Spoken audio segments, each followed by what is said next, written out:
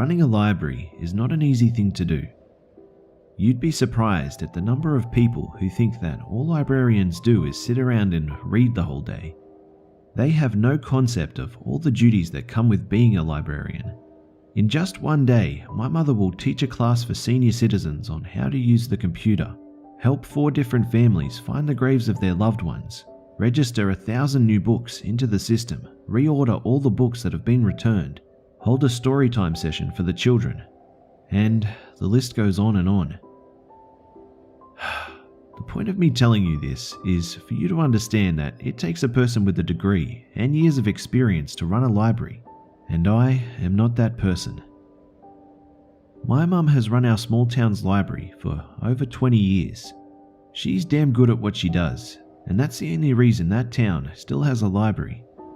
Unfortunately, this meant that it was difficult to replace her, even for a short amount of time, when she fell down the basement stairs and broke her leg. I should have suspected something was up when she called me home. I'm a freelance writer, so it's not difficult for me to come back to rural Minnesota at a moment's notice. You'll understand, however, that I don't do it very often. I rarely have any shred of desire to return to my hometown. I need you to watch over the library for me until I go back to work. When my mum said that, it wasn't a request so much as an order. It was easy to tell from the set look in her eyes that she already mentally decided I would be taking over for her, regardless of any request of mine. As the librarian's daughter, I knew better than anyone how difficult her job is. I blanched when she asked me and said, "Mum, there's no way. I don't know how to register books. I don't know how to use the system." My mum waved her hand dismissively. "That's not a problem. You won't have to register any books. You can just check them out, which you've done before. Another librarian from County Rock will be coming once a week to register any new books and fix anything you might have screwed up." I wanted to scowl at that, but I held back, mostly because it was true. For the most part, I need you to deal with the patrons, help them find books, help them research, keep the computers up and running. You do realize you're asking me to do the impossible, right? Look, I know this isn't ideal, but it's only for a few weeks until my leg is better. I just need you to keep things afloat. You know, if there was anyone qualified to do this, I'd ask them.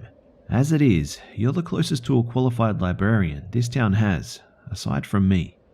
You've grown up with the library, and you know the basics of how it all works. You can do this. I gave my mum a skeptical look, but she just returned it with an encouraging smile. I sighed as she began to give me a rundown on my duties as her stand-in. There were so many details I actually had to take notes, and by the 4th or 5th page, I was convinced that she was setting me up for failure. "Just do your best, you'll be fine," she said. Yeah, right. The first day at the library was utter and complete hell, mixed in with some chaos and a healthy dose of self-loathing. I followed my mum's instructions to the letter, but even that was a paltry comfort. Make sure you have story time in the morning. It starts promptly at 9 a.m. Usually, I love kids, but not when I'm the one who has to try to keep them in line, and they never stop talking. It took me 15 minutes to get to the 4th page of the stupid picture book I'd picked out, something about a dumb jellyfish that lost his glasses. Jellyfish don't even need glasses, you little shits. Try to run a virus scan on each computer before noon. If one computer goes down, the rest are sure to follow, trust me. Of course, it would be my luck that the computers would all crash on my first day. I called the resident IT guy, a man from across the county who proved to be distinctly unhelpful. "I can probably get in to fix them later this week," he said. Oh, perfect. Computerless for a week. I don't remember what exactly I said to him, but apparently my threats were frightening enough to get him in within the hour. He carefully avoided me as he fixed the computers. Some patrons might need help with genealogy research. Just do the best you can. Even with the websites my mum provided, it was near impossible to find these people. My great-great-grandmother's name was Ethel. Can you find her for me? I can try. What's her last name? Oh, I'm not sure, but I know she lived in a red house. I see. Any other information? She was a witch. I'm trying to find her spell book. Right. Some kids will probably be coming in to find books for school. They have a reading program in school and they have to earn a certain number of points in a semester by reading books in their reading level. Make sure to get them books appropriate for both their age and reading level. What do you mean? Screamed the soccer mum, her long manicured nails tapping on the library desk. Her 8-year-old son stood a little ways away, browsing the sports books. It's just not age appropriate, ma'am. I'll have you know, my son is damn smart and he can read whatever he wants. Ma'am, about half of this book is about rape and the other half is about murder, I said, losing patience. What? She shrieked, throwing the book down on the counter in disgust. Why on earth would the school recommend such filth? And why do you offer it here? Really, I expect more from a public institution like this. So, like I said, the first day was exceptionally long and brutal, and the days after weren't much better. There were a few odd instructions that my mum had given me before sending me on my doomed mission. They were so strange, in fact, that I asked the hospital if they'd check my mum for a concussion, because she was obviously talking nonsense. She had to be. Every night after you lock up, go down to the library basement. Make sure to take along a book of your choice. It can be anything. Then you'll need to sit down there and read aloud for at least half an hour. I blinked as I stared at my mum, giving me a stern look from her hospital bed. Am I supposed to record this, or... No, don't worry about that. Just go down there and read. Mum, there's nothing down there. It was true. The basement was a decrepit dust fest, complete with a bare concrete floor and rows of useless crap that had never been thrown away for some odd reason or another. It doesn't matter if there is or isn't anything down there. You just do as I said. Understand? She was rarely so harsh with me, so I agreed, making a big show of writing it down. She relaxed. Make sure you lock the doors before you leave, but leave one light on, the one by the front desk. If you remember, leave some candy behind too. She must have seen the look I was giving her, because she said, I know this all seems like an odd thing to ask, but it's very important to me, alright? I couldn't say I was sure that my mother was completely sane, or that she hadn't conked her head hard enough to drive logic out of the window, but she was looking at me as though this was the most important part of my job, so I gave a resigned nod and said, all right. The practice, however, was much easier than the theory, mostly because I really fucking hated going into that basement. The first night I went down, I grabbed my copy of Wuthering Heights, one of my favorite books, and descended the stairs, flicking on the light as I went. There was only one functioning light in the basement, a bare bulb hung from the ceiling that illuminated a tiny circular spot on the floor. I felt like I was stepping into the spotlight as I sat down in the chair my mother must have placed there. I sat in the total silence and cleared my throat. It was strange being down here alone. I really didn't like it, but I had a job to do, so I set a timer on my phone for 30 minutes and started reading. I stumbled a little at the beginning, the words jumbling together on their way out of my mouth, but as soon as I had found my groove, the narrative flowed just fine, my voice carrying throughout the damp basement. It made me nervous, the way I broke the silence. It seemed wrong. I could feel my pulse hammering hard in my throat, and I began to wish that I just ignored my mother's instructions. I'm stupid, this is stupid, and I'm stupid for doing the stupid thing. Stupid! As I kept reading, I gradually became aware of the feeling of somebody watching me. Of course I'd feel that way. I mean, I was sitting in this creepy old basement all alone with barely even a light to keep me company, my voice echoing off the cement walls in total solitude. It's completely normal that I'd begin to feel creeped out, as though I wasn't really alone. I guess it was normal, but that didn't mean that I liked it. I was startled when my phone roared to life, its jingle signaling the end of my 30 minutes. Swallowing hard, I silenced the offending object and raced up the stairs, suddenly feeling that something was going to slither out and drag me back down if I wasn't careful. I slammed the basement door shut and ran through the library, finishing everything as quickly as I could. I left the light on over the front desk. I'd bought a candy bar during lunch, a Milky Way if you're curious, and I left it on the desk. It looked like an offering to something. I couldn't stop shaking. I ran out the front door and locked it, checking and rechecking to make sure that I hadn't made a mistake. I won't lie, I was relieved after locking it, as though the extra barrier between myself and the basement would save me from, well, something. It took me a full 10 minutes before I was calm enough to climb into my car and drive to my parents' house, where my mum and dad had set up my old room for as long as I'd be running the library.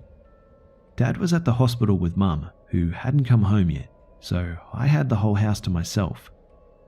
I got drunk that night, prying open my dad's liquor cabinet and drinking whatever I laid my eyes on. I threw on some stupid sitcom and sat in the living room, all the lights on and a blanket drawn around me like a suit of armor. So ended the absolute worst first day of a job I'd ever had. That first week, it was anything but easy. On Tuesday, I made a kid cry during story time. On Wednesday, I caught one of the patrons trying to watch porn on the computer. On Thursday, the town pervert came in specifically to harass me, and I had to threaten the police on him when he started bragging about his massive cock. On Friday, it rained and the roof leaked, ruining about a dozen good books that would have to be replaced. The one thing that got easier, at least, was the basement. At first, I'd been so confused as to why my mother had asked me to do all these strange rituals. It was like she was trying to assuage a spirit or something. The moment that thought occurred to me, I realized what was happening. My mother, you see, is a big believer in ghosts. The library has always had its share of bad luck, lights going out on their own, computers crashing, etc. And she must have started to believe that it had its own little haunting. Perhaps she thought that if she read to it, gave it offerings, that things would go smoothly. After that, my nightly rituals actually became kind of fun. I started to imagine that the ghost my mum had been communicating with was another young woman just like me. I picked out books that I thought she might like and put more feeling into my readings. Occasionally, I'd find myself talking to her absent-mindedly throughout the day. In the end, I even started believing that she might actually be there. It started with the candy. As per my mother's request, I'd buy the elusive little spirit something as an offering. I started out with chocolate, and I'd throw it away in the morning. One night, however, I left a bag of Skittles, and the next morning, it was gone. I had scoured the library looking for some sign of candy, but it was just gone. From then on, I started buying all different kinds of treats, seeing if I could get different results. Chocolates were usually left behind, but hard candies were almost always gone by the next day. After about 3 weeks, I decided that, yes, there was a ghost, and I was beginning to understand its preferences. Maybe it seems that I'm being a little too cavalier about all this. After all, it's not every day that people decide they're dealing with ghosts and start messing around with them. Of course, you have to remember that I hadn't actually seen any ghosts. I'd just imagined that they must be there. To me, it was something of a game. I got to play make-believe, and some forces that be played along. It was fun, if a little strange. That all changed one night, just after closing, when I made the mistake of letting down my guard. Everyone in town knew that the library closed at 8 p.m. on Thursdays. It was already 8:30 and I was choosing a book. I'd just about decided on Little Women when I heard the bells above the door jingle and somebody step into the library. Now, I hadn't locked the door yet because, well, I didn't think I needed to. I can already hear you guys telling me how stupid I am, but cut me a little slack. After all, it's a small town, and nothing ever happens in small towns, right? Guess again. I peered out from the bookshelf I was standing near and saw the town pervert walking towards me. He had this big shit-eating grin on his face, and immediately I was on high alert. Let me give you a quick rundown on how this guy looks. He's massive, and I don't mean fat. He's ridiculously tall with a fair amount of muscle bulging out of his ill-fitting and stained clothes. He lacked the capacity to understand personal hygiene, apparently, because his hair was always greasy and his breath, it smelled like the inside of a bat cave. He had a bad habit of getting inside a person's personal space and leering at them, his eyes traveling shamelessly over their body. It disgusted me. My mum had always warned me about this guy. We'll call him Chad for the sake of anonymity. See, Chad would try to fuck anything that moved, regardless of age or circumstance. He'd been around since I was a kid, and he had often tried to convince both me and my older sister to come into his house and talk with him, just for a moment. He had something nice to give us. He'd gotten kicked out of the library several times in the past for hitting on minors, or on my mother herself. He had wandering hands and no sense of decency, and at that moment, I was alone with him. "You still working here for your ma, Cassie?" he asked, easily, his steps not slowing as he approached me. I took a few instinctive steps back, putting the desk between us as a sort of barrier. Not that he couldn't work his way around that. I wondered if I'd be able to grab my mace from my purse. "You know I am, Chad," I snapped, already annoyed with him. "You know you're not supposed to be in here after hours either. You need to leave, right now." He gave me an easy smile. "I just want to talk to you, sweetie. We're friends, aren't we?" I felt a heave deep in my stomach at those words. I scanned my work area for my purse, but remembered all too late that it wasn't there. Fuck, I left it in the car. "No, we're not friends. If you don't leave, right now, I'm going to call the cops." Not that calling the cops would do much good. The reason people like Chad could still exist in such a small community was that the cops were absolute bullshit. Still, I reached for the phone anyway, because I don't make threats that I don't intend to keep. Chad's polite mask slipped off then, as I knew it would. I'd been hoping that he was smart enough to hightail it out of there when I made my threat, but my hope was clearly misplaced, especially since there were no witnesses to his behavior. His eyes darkened and he snarled, "You fucking bitch." In a moment, he was halfway over the desk and I shrieked. I stumbled backwards just out of reach as he lumbered towards me, sporting a tent in his pants that told me he enjoyed chasing me into a corner. In an absolute panic, I ran down the stairs to the basement, stumbling and falling the last few steps and sprawling out on the concrete. A deep pain flared up in my arm as I landed on it, and I knew instantly that it was definitely sprained, maybe broken. I could hear Chad pounding down the stairs, and I crawled into the darkness, my legs shaking too hard to support myself. I had just about made it past the little circle of light.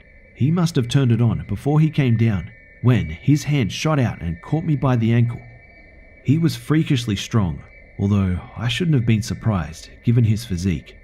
He clamped his hand down so hard I thought he might actually snap my ankle bone. I screamed again as I tried to pull myself away from him, but my attempts were futile. I heard him panting hard in arousal as he pulled me back. "Filthy little slut, been teasing me all these years. Now look what it's gotten you," he muttered, falling on top of me and pinning me down. I thrashed and yelped as he fumbled with my blouse, cursing its buttons. And then, just then, I got that feeling again. That feeling of being watched. This time, it was much stronger than before. I instantly froze, suddenly feeling a great danger surrounding me. A danger other than Chad.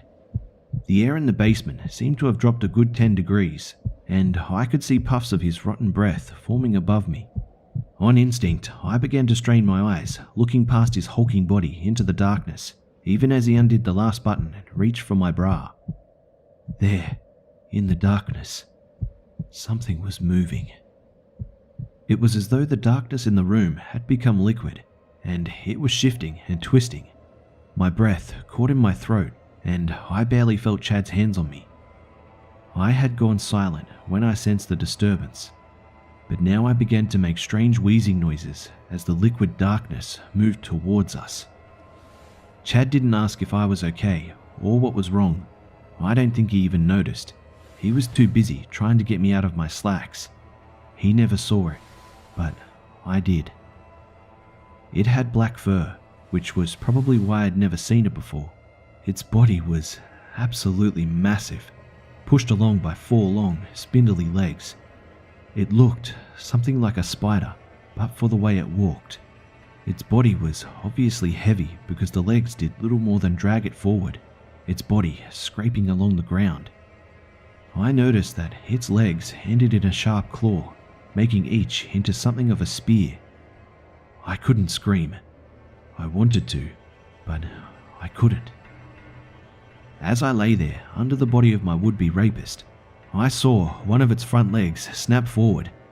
It had been lumbering towards us so slowly that I almost thought it was incapable of speed. Apparently, I was wrong, because in the time it took me to blink, its leg had managed to spear straight through Chad's chest, poking through the other side and showering me in blood. I gagged. Chad's eyes were wide open, staring at me in utter confusion, as though he thought I was the one who did this. In reality, I was just as surprised as he was, especially when the leg began to split apart into smaller appendages, goring him from the inside out. In absolute horror, I crawled backwards, bumping into some boxes behind me. The creature dragged Chad's still struggling body back towards its bulk before extracting its limb. With great effort, it pulled itself up on its legs. Now, I could see its belly. Well, what should have been its belly. I watched its fur pull back to reveal several rows of jagged yellow teeth pointed just slightly outwards. Its maw was larger than my torso, and I watched as it lowered itself down on top of Chad. I'm glad that I couldn't see exactly what those teeth did to him. Most of my vision was blocked by the black furry body, but I did manage to see the blood. The amount of red that covered the floor and coated the beast gave me a pretty good idea of what was happening. I seem to recall that Chad's screams went on a great while longer than I expected them to.